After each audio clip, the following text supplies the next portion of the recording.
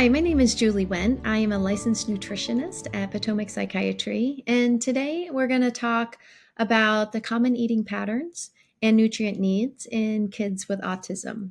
It's very common that children with autism experience different eating patterns than their neurotypical peers, and those eating patterns can be very different for each child. So there's a continuum of how the eating patterns express themselves.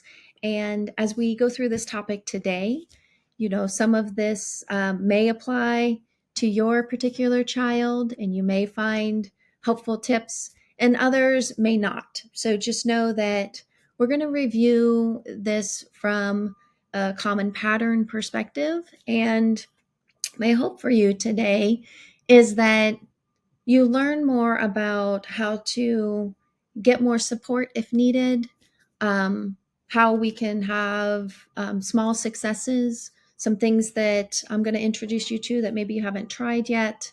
But ultimately, you know your child the best, and you'll want to pick and choose these options from our talk today that feel like they resonate and are doable.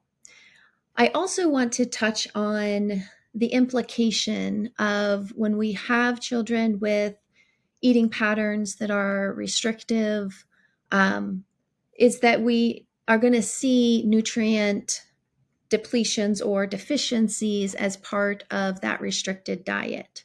And so part of what I want to touch on is the research around the common nutrient deficiencies that we see in children with autism spectrum disorder and how we might go about addressing those.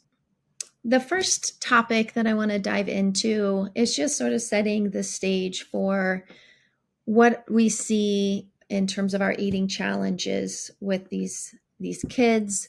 And you know they're born out of a typical pattern, but when we look at strengths and weaknesses for an individual child, we may see some things going easily and other things being more difficult. So typically we see the patterns are coming from a need for sameness, a limited amount of independent eating, need for more support, and just more time in order to eat and address their nutrient needs. And so all of these things can lead to us having challenges at meal times or struggles around foods with our kids with autism spectrum disorder. And stepping back, we want to think about how this, from a parent perspective, really takes into account the behavioral piece, any challenges that we might have with communication, the socialization piece. All of that is kind of front and center when we get to meal times and we're asking children to eat foods, maybe foods that feel different or new. Maybe there's a sitting still being a difficulty, um, you know, having social interactions at the same time. There can be a lot going on.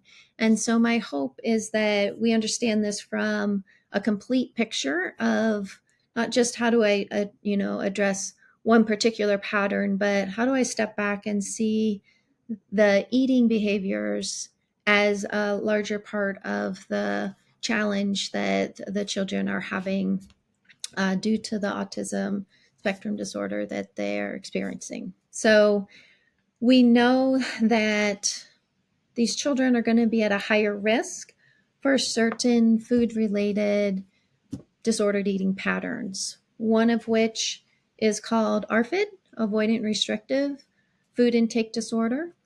And that is a little less common and well known, but it's important that we're aware of it. It will require specialized provider that can help with a very specific way of introducing and expanding a child's food repertoire to be more varied and not as restrictive allowing them to get more nutrients from their diet. So, avoidant restrictive food disorder will exhibit difficulty taking in nutrients from foods, a preference for meal replacements or shakes or things in liquid form, really developing a true fear around certain foods. And so, um, if that pattern is emerging, it's important to get support on how to reintroduce and get the child healed from that disorder. And there are specialized providers that can do that. The other very common eating disorder is anorexia nervosa, just a very restrictive pattern that is probably more common to everyone. But if we're seeing this, it's a sign of a more severe eating challenge that we need specialized help to support. And overall, just undernourishment, very common with these eating patterns as the food restrictions and the universe of options continues to narrow. So we just want to set the stage for seeking and adding nutrition support when these eating patterns kind of prevent your child from accessing a complete and healthy diet. So this is more of the moderate to severe eating challenges that we may see in the kids with autism spectrum disorder. Talking about what a healthy diet includes, according to the research, when we're making that distinction, we want to see over the course of a given week that a child is eating across the main categories of foods. So, are they eating grains? Are they eating sources of protein? Do they have vegetables, fruits, and dairy products? Now, the dairy products can be controversial, but from a research perspective, that's considered an important food group. And, if you know your child is sensitive to dairy, but they're eating the rest of these, and you're, comfortable with that, you would still consider it to be a complete and healthy diet. For the children that are exhibiting more of a mild to moderate pattern of eating, the things that are more in the realm of picky eating or resistance to trying new things, not feeling comfortable like they can sit at the table for a complete meal with the family. There are some tips that are shown to be effective that I wanted to share with you. One of the main things is consistency. So, to the extent possible, we offering foods at the same time and the same place, and taking any of the stress around newness out of the mealtime experience. So, having our snacks and our main meals very regimented. Not only is that good for how our digestion works, but for these children that don't like a lot of new and a lot of change, that can be one less stressor that they feel when they're coming to the table. The other thing to think through is creating this positive space. I know that there can be a lot of stress and worry around food for our children. And if you've got a child that's very picky and doesn't seem to either eat enough or has a very limited repertoire, it can feel very stressful. And when we bring the stress into the meal, we are going to be kind of creating a stressor that the child is going to pick up on. So, to the extent that we can, doing some of our own meditation, calming, and going in with a positive perspective on what's possible helps create that positive energy around the meal. Likewise, looking at your space, avoiding a lot of clutter, avoiding a space that's overstimulating. So, thinking about how do you create a calming and welcoming environment where you're going to have your meals with your child. It can really go a long ways. So, thinking about what colors you use, um, making sure there are positive, good smells that the child enjoys, keep the decorations kind of simple, but giving that sense of being held in that space. Likewise, we want to focus in on the positive behaviors that we see. So when we see a child reach for a new food that maybe they previously hadn't tried or previously haven't even seen, encouraging and being very positive with the feedback on what we like to see. So it's great that you've tried that new food, or um, noticing that kind of thing, and um, avoiding talking about negative behaviors, right? So just kind of allowing those behavior patterns to rest and not gather your attention, and looking for those opportunities to praise the things that you like to see. And then the other key piece in terms of creating your space is to think about the distractions that may be around that may amp up the energy or the stress levels. So, screens are the most common offender in our modern society, whether it's a TV screen or a screen from a phone or an iPad, computer. All of those things are going to be distractions, and they're going to kind of create an additional stressor that the child is going to pick up on and be sensitive to. It may exacerbate some of the stress that comes to the forefront during mealtime. And then the last piece, which I think is really powerful, and uh, to me, something that I feel like, wow, this is something that everyone has a choice around, and can model the eating patterns and the behavior around our meal times that we want to see our children imitate. And so if they're seeing their parents eating colorful fruits and vegetables and enjoying the meal together, and kind of seeing that is very powerful imitation for what they start to accept as, this is what happens during mealtime. And so they take in all of these nonverbal cues in a deep way, and it can help shift behavior patterns during meal times that will make changes to a diet, improvements in nutrient quality, the things that we talked about last time in our presentation that we want to see more of, so that we can help overall nutrition quality for the children. One of the things that happens when our diet is restricted is that we tend to not get all the nutrients we need. And from a research perspective, we see that there's some really common nutrient deficiencies that show up for our children with autism spectrum disorder. And there's a lot of research going on right now to try to sort out kind of a chicken and egg.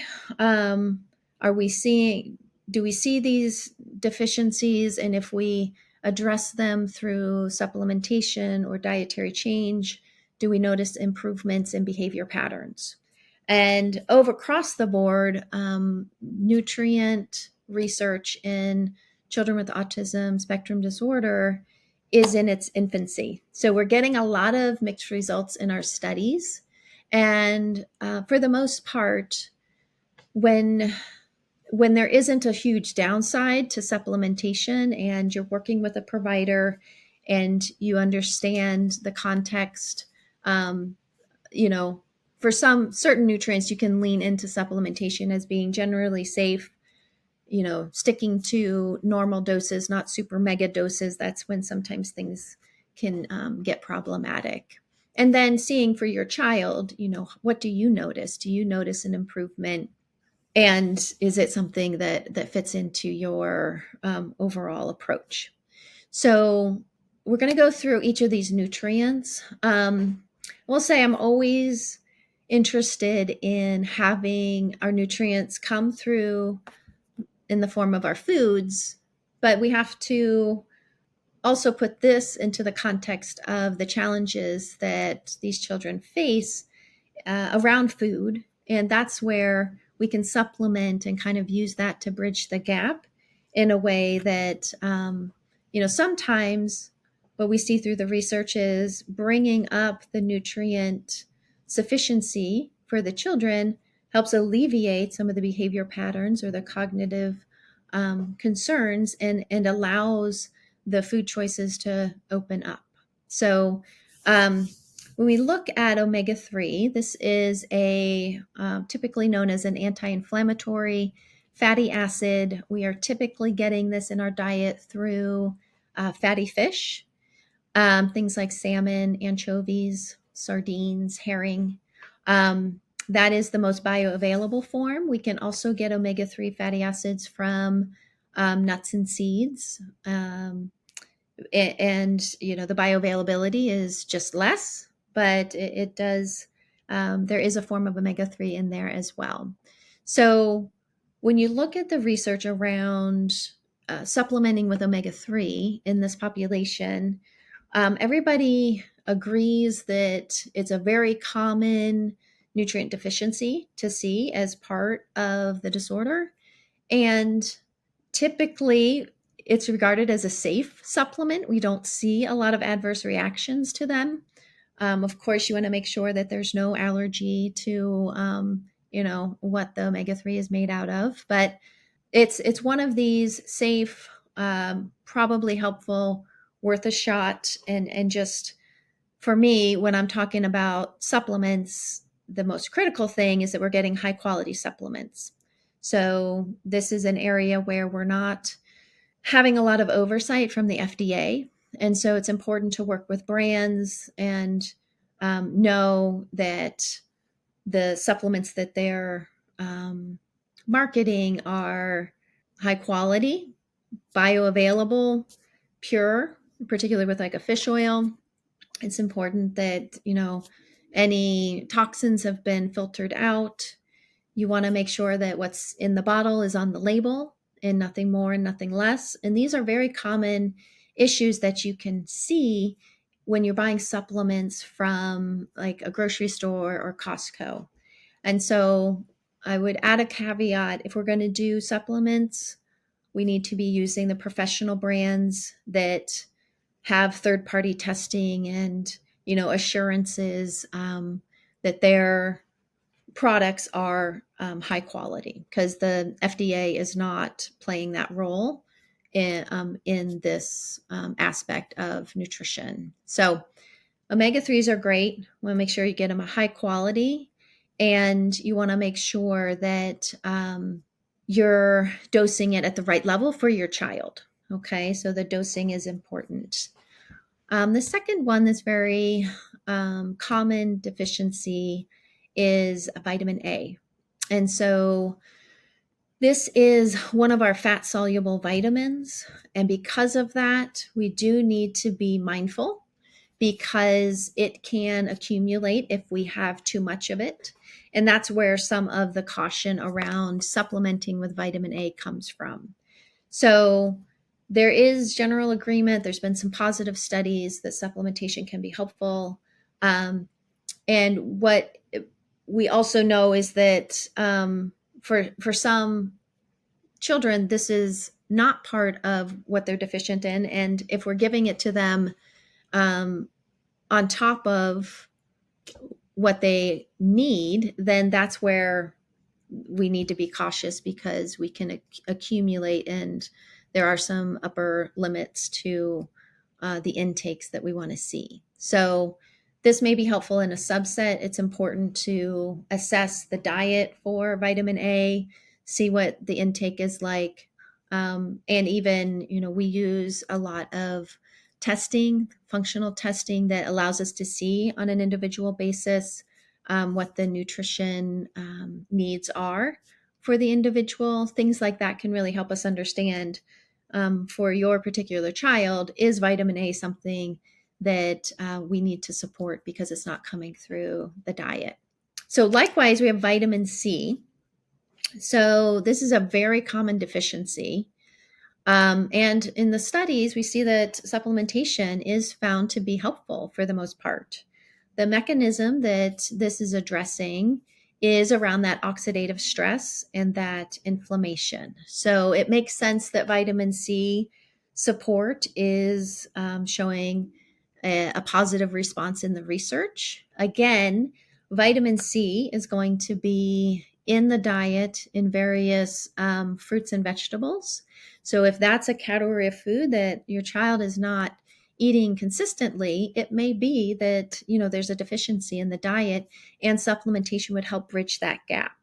So what we're not seeing is that high doses of vitamin C are helpful. So really, this is that situation, where we don't want to give too much, but we want to have enough so that we can meet the needs in terms of oxidative stress and helping with our antioxidant response. Now, this here, folate, B12, and B6 are all part of a group of vitamins that help us with methylation and detoxification. So those are both processes that are critical to how our cells work. Methylation is a process by which we create methyl groups, and these methyl groups do everything from helping us create antioxidants, helping us create neurotransmitters, helping turn our genes on and off, and various key biochemical processes. So when we don't have enough of this folate, B12, B6 as a group, they all kind of need to be on the same level in order for these enzymes to work. Then we start to see detoxification pathway problems. We start to see neurotransmitter imbalances, um, you know, damage to the DNA. And those are all things that, we need to address. There are some very well-known genetic predispositions that we might have that would, even if we were getting enough through the diet, and these things are coming from a lot from your leafy greens and nuts and seeds and things that may not be a common favorite food for your child with autism spectrum disorder. So if even if we have enough through the diet, sometimes our genetic predispositions doesn't allow us to use them efficiently. And so these are aspects that we want to consider when we think about how to support at that cellular level and make sure these cofactors are available to support that methylation and detoxification. Again, we have B6 showing up, but this time in conjunction with magnesium. So there's been some studies that show some actual mixed results around the combined use of magnesium and B6. And what you'll notice in general that our vitamins and our minerals all play together in our biochemistry. We can't have a B6 vitamin take the place of a B12 if we don't have enough B12. We have to have enough of each of these. And that's why you see them being studied as a group, because even if you have enough folate, but you don't have enough B12, the methylation and the detoxification is not going to run smoothly. And so it's the same here when we look at magnesium and B6. Those are both used in the pathway that helps us balance our neurotransmitters like dopamine and serotonin. And you need both of them together in order for those enzymes to work. And when we look at the studies, we kind of see mixed results. But I would say both of those vitamins are fairly benign, and most people are not getting enough magnesium. And so these might be, areas where you would feel more comfortable giving a trial, seeing how your child feels, what you notice, by adding these in, and letting that be your guide, because we have reason to believe it may work, but we also have reason to believe through the research that maybe it won't. We don't see a lot of real negative um, side effects from giving it a try. And again, we're seeing folate pulled out separately due to its importance in this particular population. So, thinking about folate, there are genetic predispositions, certain changes in how the enzymes work that impact methylation. There are, we know about an autoimmune uh, folate receptor process that decreases our ability to use folate. So, this is a big vitamin for this population, and we want to be mindful not only to make sure we have enough of it available, whether it's through our food, we get folate from our leafy greens, but also through supplementation if need be. And there are different forms of folate. We hear a lot about folic acid, that's in synthetic form. And ideally, it's not a form that we all have the genetics on board in order to deal with. So sometimes that's not the most helpful form. There's a methylfolate that can be really helpful depending on your genetic picture, and then the folinic acid, which is particularly helpful for the autoimmune receptor concerns. So depending again on how we bring this back to a personalized approach is understanding what's happening for your child. Where are the genetic susceptibilities? What does the diet look like? What does the cellular health look like? And creating the right form of these vitamins in the right quantities to really help bring that homeostasis back at the cellular level. So that's, when we're thinking about how do we address the limitations that we see through the dietary patterns that tend to lead us with insufficient vitamin and mineral intake. Supplements can play a big role in that. We have to be smart about it, and ideally, work with somebody who knows a lot about supplements and can help you choose wisely so that you're getting that therapeutic effect.